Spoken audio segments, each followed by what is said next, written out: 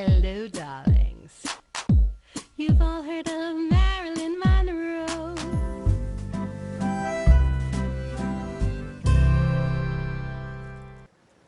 Welcome back, darlings. I'm TV host, entertainment journalist, Cognac Wellerlane.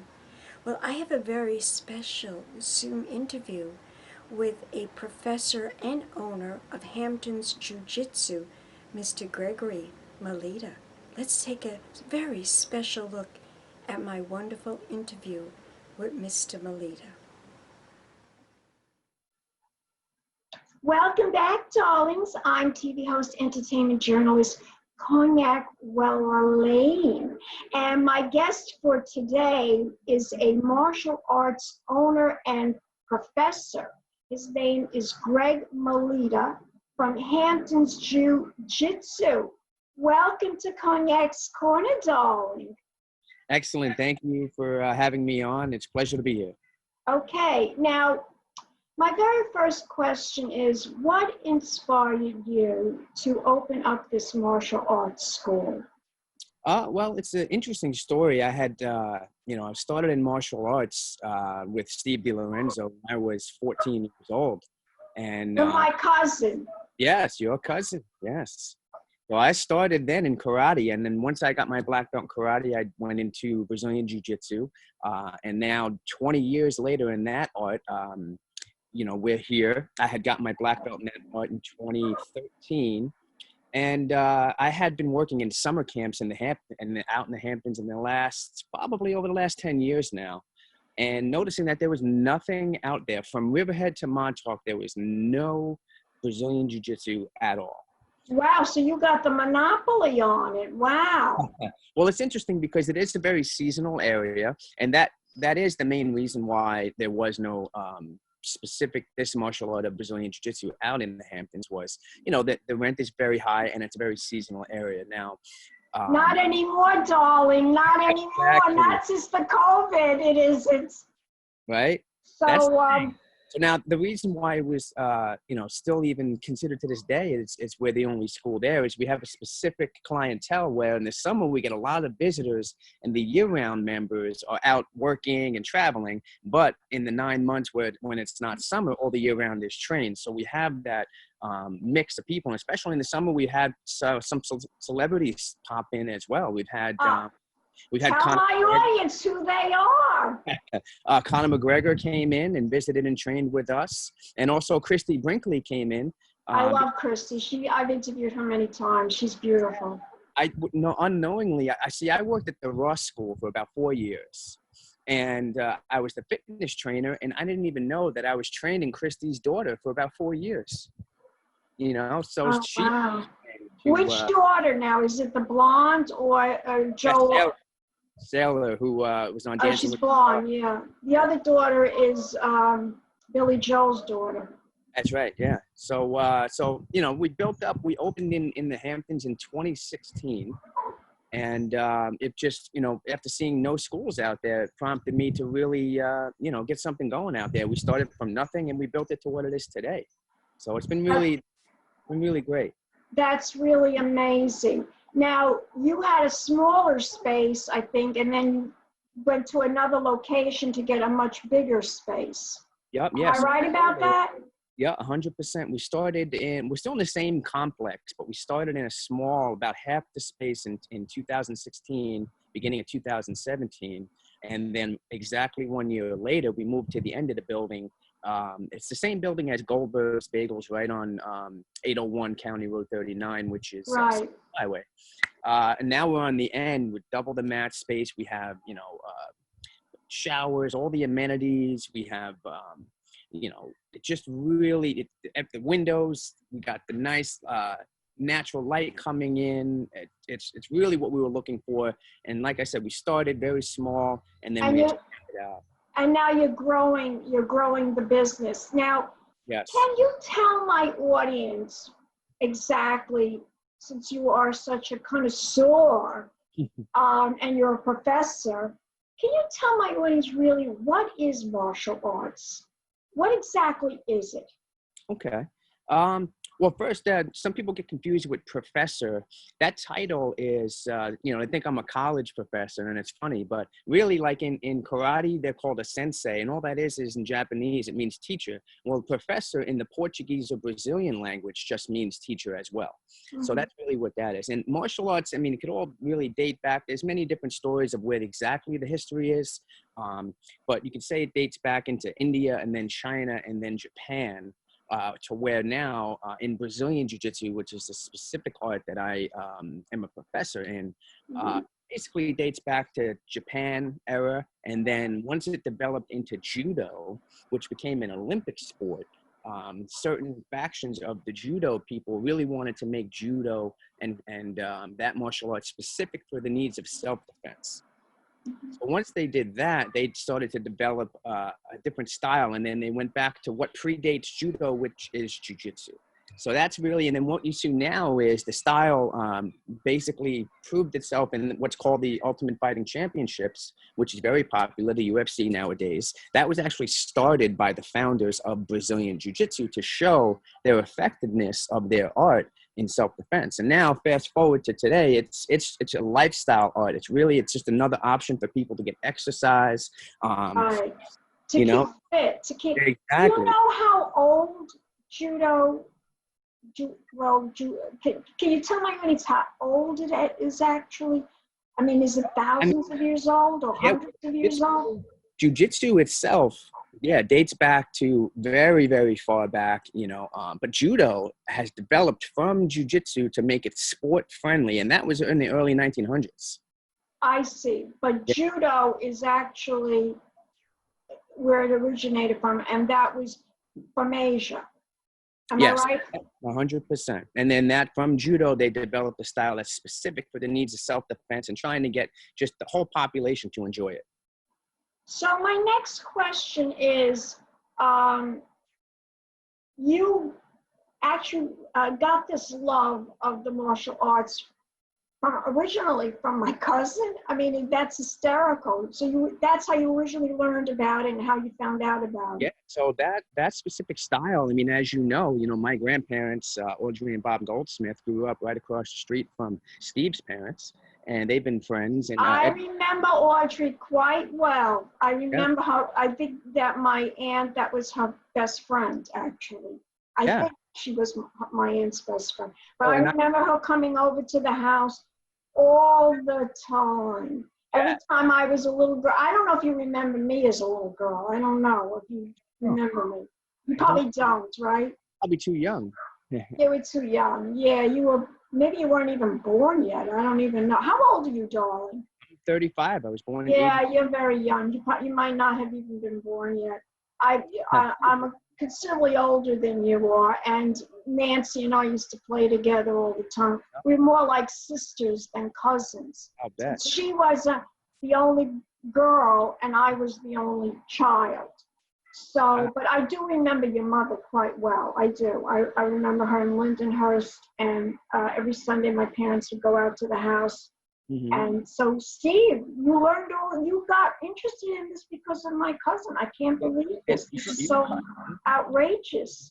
Next door, Steve was the grandmaster who helped bring a style called Isshinryu Karate overseas from Asia, from Okinawa, Japan. And where did they settle? Right next door in Lindenhurst to your cousin, Steve. And it's just a luck of the draw. And it turns out that my first martial arts experience was with one of the grandmasters of the style of karate that took Steve under his wing. So that's where I got my start in learning, karate from them. And that also originated from Asia and immigrated over from China, and that similar history. But that focuses more on standing up, punching, and kicking, whereas jiu-jitsu focuses and judo focuses on grappling and on the ground wrestling, if you will. So what are some of the challenges that when someone's learning jiu-jitsu, what are some of their first in the beginning, what are some of their challenges? Can you tell my audience that? 100%. The biggest challenges I see is somebody just coming in and they have a big ego where they feel like if they get beat in a particular match or a move, that it hurts their ego. And biggest challenge in the beginning is to just leave the ego at the door, and you're here to learn. But that's one of the best things about it. It's one of the hardest things to battle, but once you start to keep that ego in check, that's really one of the greatest benefits of it, you know? Not even learning the moves and how to defend yourself. It's the bigger picture, like including the kids. A lot of parents are concerned about getting their kids into jiu-jitsu to defend themselves against bullies, let's say. But really, it's the opposite effect. The kids don't get bullied anymore because they have the confidence once they start to train. Then bullies don't. You know what I mean? They don't have the effect that they would have because they built their confidence while training. And I think some parents are scared for their kids to learn jiu-jitsu because they think they're going to hurt somebody. It's the opposite. So now, as a woman, I'm only like about 5'2". As you know, you met me, I'm petite. What can I benefit from jiu-jitsu, learning jiu-jitsu? I mean, to protect myself. For instance, if somebody was trying to mug me or rape me or something like that, how can can you give advice about before I even go to the school, what could I possibly do to protect myself? Well, the number one thing, even before training, is your awareness around you. And just doing the training alone gives you that. And 99% of people that don't train, the number one thing that they're susceptible to is not knowing what situation is bad for them. And, you know, maybe walking from their stores to their vehicle, and, you know, if they don't train, they don't understand or notice certain situations around them that may be risky. Maybe they'll walk around a different way when they see somebody coming that's, you know, that they suspect is maybe about to do something bad, you know? So just that alone and the awareness is, once again, it's not specifically the moves you're going to learn. It's the mentality that it's going to give you. It's going to your mind, and before your body, it trains your mind how you can protect yourself. Exactly. Now, tell my audience about the services and the programs that the school provides. We have actually many different ones. So basically, it's what we offer with the Brazilian Jiu-Jitsu. That's the main style. But we also offer, my sister specializes in a specific style of yoga, which she learned in the island of Malta, overseas, just south of Italy. So we have yoga classes there. We have kickboxing classes, which actually is very similar to Sensei Steve's style of standing karate. So we offer that as well. And so we have many different things, and we also offer free self-defense classes for women. And that's great. Free self-defense classes. I did, and we've done it twice already. I've set it up with the local athletic director in the high schools. Just before COVID hit, we did an 11th grade girls at West Hampton Beach in their gymnasium. About 50 girls showed up, you know, just trying to get mentally ready for going off to college. And I do that twice a year, and that's just growing. Everybody loves it. So that's another thing we offer, is specific self-defense classes for somebody that's never trained before. And that's been going really well. And that ties into the nonprofit we're doing too. So. Well, that's great. That's great to know. Now, as you are aware, we all are aware what's going on in the world today with the virus. Tell my audience, how has your business, how is your business coping with COVID-19? We're definitely coping. It's very tough. I mean, we had to close down middle of March, and we've been closed down. And, you know, I mean, doing Zoom classes, which with jiu-jitsu, it's very tough to do Zoom classes. So we do, you know, solo exercises and film study. So we are, you know, hosting our Zoom classes, and with the hopes of opening now in phase 4. I'm still waiting on word with that. But unfortunately, a lot of local businesses in the Hamptons that, including myself, that don't have employees, they don't get any of this government assistance that apparently we're supposed to get. So, really? Yeah, because it's a black hole. Like, if you don't have employees, you get very little in way of SBA loans and things like that. Barely enough to even cover 1 month of our rent. That's what we received, and that motivated us to launch the nonprofit. But we're hanging in there. We're hanging in there. We'll be fine. We're hoping to open July 6th with phase 4. I'm still waiting on confirmation, but we have enough support from even our members, current members. We still have some members that are hanging in there with us, and I'm going to have some benefits for them on the back end for hanging in there and helping support us. Well, I will tell you, as a TV host, entertainment journalist, it has really affected me. Now, you know, if you watch television, everything, all the news, all the talk shows, everything is Zoom and Skype. Yep. So they have virtually done away with one-on-one interviews. So there are no media events in the Hamptons at all. Yep. None. Okay. They have canceled every single charity gala up until the Hampton Classic, which is something that I went to every year. I went to the Hampton Classic. They even canceled that, and that's at the end of August. Wow. September. So everything has been canceled. So all the rich people and people of privilege that live in the Hamptons, the only thing they really have is their homes, which they're having private parties in their backyard, or they're on their estates, and they're having that professionally catered, or they're just going out to dinner with their friends in all the restaurants, because that's the only thing that's left. There are no parties like charity galas, like what I cover. There's nothing of that. I don't know if you watch, I mean, I'm friendly with Elisa Di Stefano from News 12, and you could see she doesn't do it in the Hamptons. You know, what's hot in the Hamptons? Yeah. She doesn't even do that anymore because there are no events. Yeah. So I have to do everything like what we're doing now, which is Zoom. But I have to be honest with you, I kind of like the Zoom, because I can interview anybody now, anywhere in the world. I don't necessarily have to interview them. I don't have to go to the location. I can just do it online, which is, it can be somewhat convenient. But I do like I do like going to the party. Yeah, exactly. So I see you're walking. Where are you walking to? I got some rain coming down right now. Oh, you're getting some rain. Well, we're going to close the interview shortly, but I do want you to talk to me about this nonprofit that you're dealing with. That took a lot of work, and from what motivated me with that was not only COVID-19, but being out here in the last 10 years and seeing all the summer camps out here. We see a lot of summer camps, and they're very expensive. So unfortunately, the local kids that aren't as privileged, they don't get to experience all the events that are out here in the Hamptons. So combine that with COVID-19 and all these affected businesses, including myself. What motivated me to start this nonprofit is we want to pair underprivileged kids in the area in the Hamptons with businesses that are affected by COVID-19. So we're talking businesses like the yoga studios, we're talking any fitness studios, we're talking boating, sailing, tennis, normally high-end things that underprivileged kids can't experience. Now we partner those kids with these specific recreational activities, and we have them experience these activities that maybe they would never be able to experience.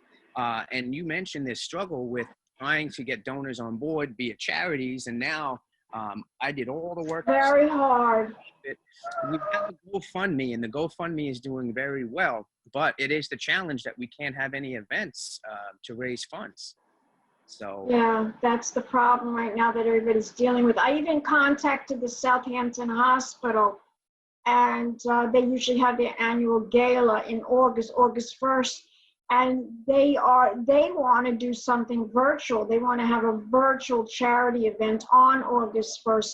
But, you know, a lot of these people are old timers, and they just don't go for this virtual stuff. They just don't, you know. So I don't know how popular that's going to be. They're going to get back to me about it.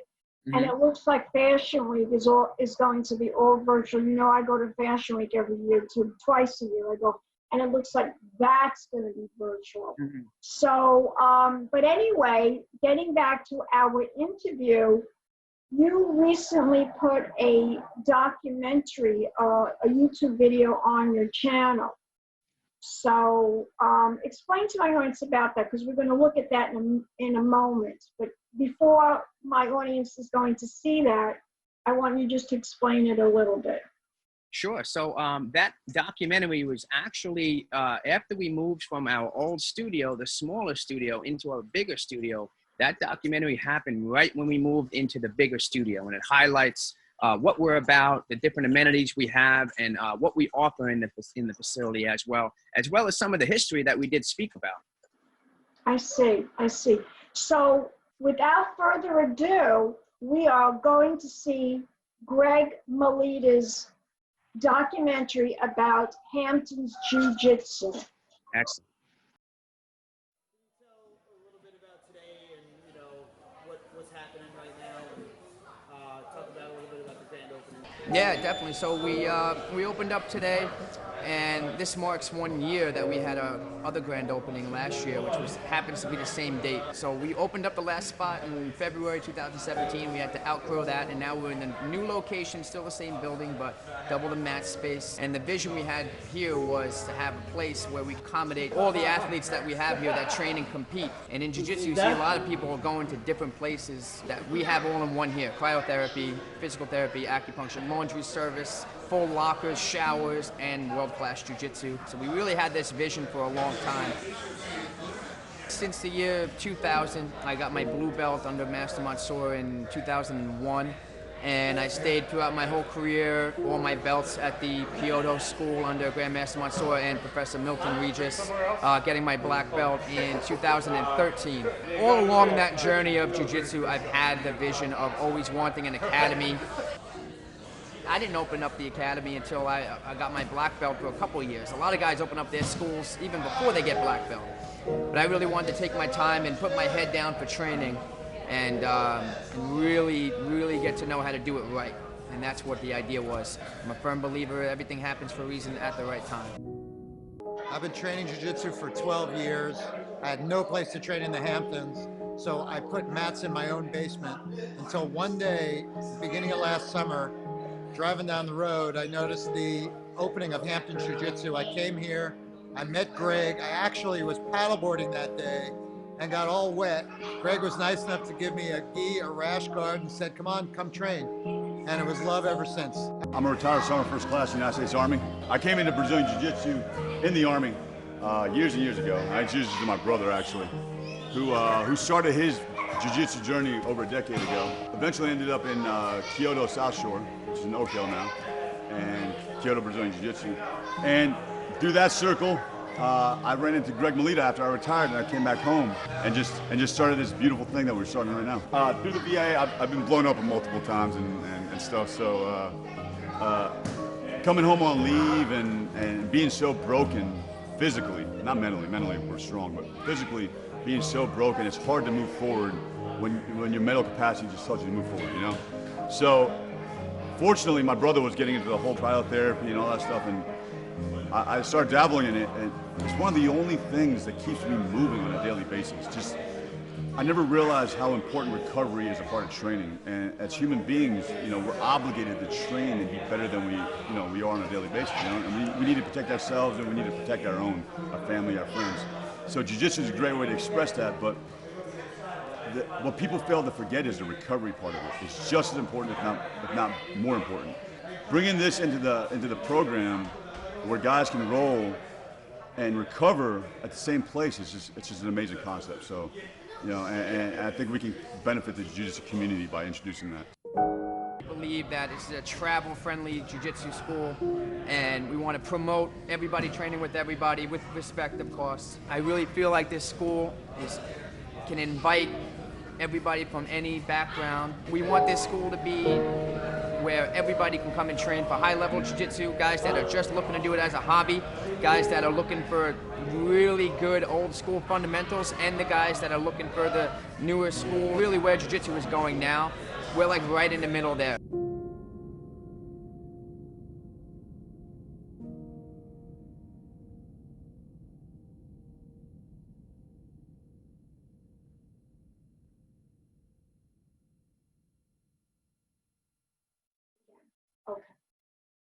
Welcome back, darlings. I'm here with Gregory Melita from Hamptons Jiu-Jitsu. So, Greg, darling, tell my audience, if we want to learn more information about the nonprofit that you have associated yourself with, what is the website? So the website for the nonprofit, a nonprofit is called Hamptons Youth Camps. And that is exactly the website. It's hamptonsyouthcamps.com. So Hamptons plural, Hamptons Youth Camps. And that's also, we're on GoFundMe. We have a charity that's almost raised $5,000 so far. And for that exact cause. And if you go on GoFundMe, you can look it up. It's the same name, Hamptons Youth Camps. Fabulous. And you, darling, where can we go to find out more information about you, your sexy self, and Hamptons Jiu-Jitsu? What is the website? Website there's exactly like you said, more info on myself in particular and the business, Hamptons Jiu-Jitsu. It's simply hamptonsjj.com. So that's Hamptons plural, hamptonsjj.com. Fabulous. Well, thank you so much for being on my TV show. I really enjoyed interviewing you. And we'll be back with more Zoom interviews, darlings. Keep watching. Yes. And kisses. Thank you.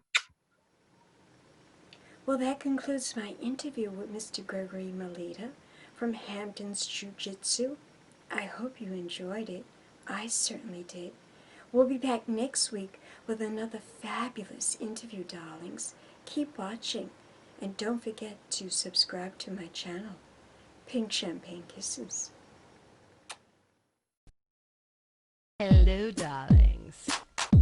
You've all heard of Marilyn Monroe. Some of you know Bridget Bardot. Well, now it's time for the Cognac show.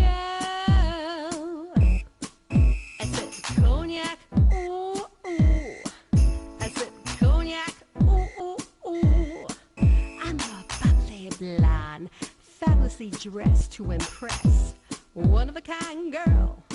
I was brought into this world wrapped up in pearls. I love to mingle, though my husband reminds me I'm not single.